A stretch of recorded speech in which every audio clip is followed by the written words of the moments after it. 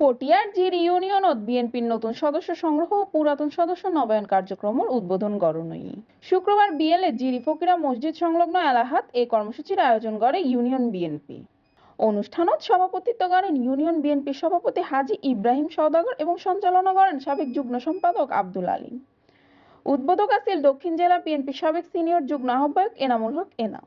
প্রধান বক্তা আছিল পটিয়া উপজেলা বিএনপির সাবেক সদস্য সচিব খোরশেদ আলম। অনুষ্ঠানত বিএনপি ও সহযোগী সংগঠনের অর্ধশতাধিক নেতাকর্মী উপস্থিত আছিল। বক্তব্য হই বিএনপির তৃণমূলোত্তোলন পুনর্গঠনের সদস্য সংগ্রহ কার্যক্রম গুরুত্বপূর্ণ ভূমিকা পালন করিব।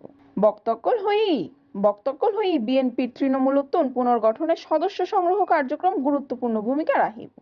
আমার স্পষ্ট ঘোষণা, পরিষ্কার ঘোষণা ছিল, যারা এখানে সন্ত্রাসী কারণে জায়গা দখল করবে, মানুষকে অত্যাচার করবে, তাদের বিরুদ্ধে আইন শৃঙ্খলা বাহিনীকে বলবেন।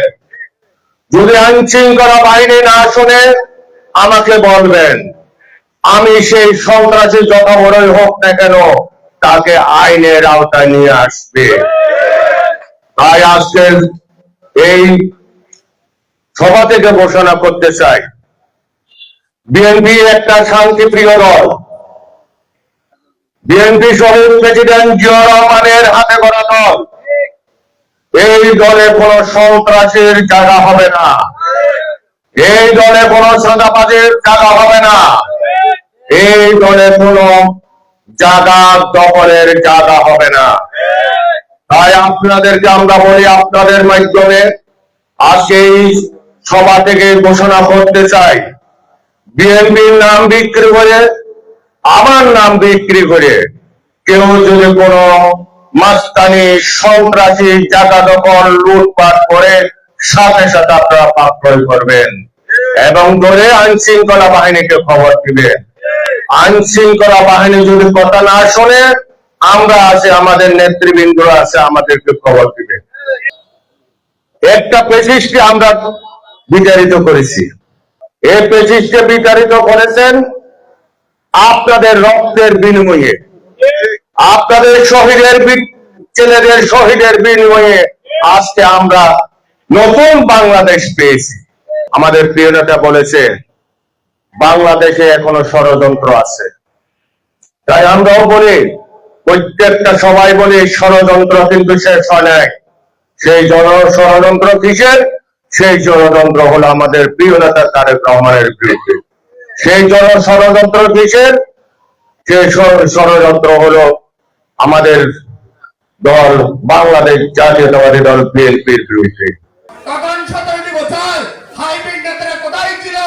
তারা যে এখন বলে আমরা তারেক রহমানের নেতৃত্বকে আমরা প্রাধান্য দিব, ওনার আদেশ মানব, তখন কোথায় আপনারা ছিলেন?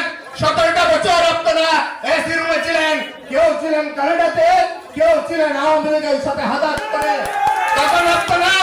তখন আপনাদেরকে একটাই প্রশ্ন করতে চাই, আপনারা তখন তো আপনাদের লজ্জা ছিল আন্দোলন সংগ্রাম করতে, এখন আপনাদের লজ্জা হয় না রাজপথে আসে বিভিন্ন মিছিল মিটিং এ বড় বড় কথা বলতে? তখন আপনারা কোথায় ছিলেন?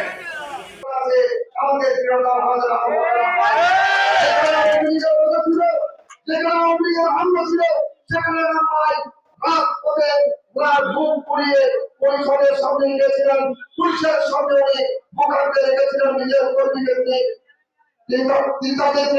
আমাদের সবাইকে নিয়ে আপনি রেখেছিলেন। ইনশাআল্লাহ সেই নগরিয়া পটিয়াবাসী কোনদিন বলবে না।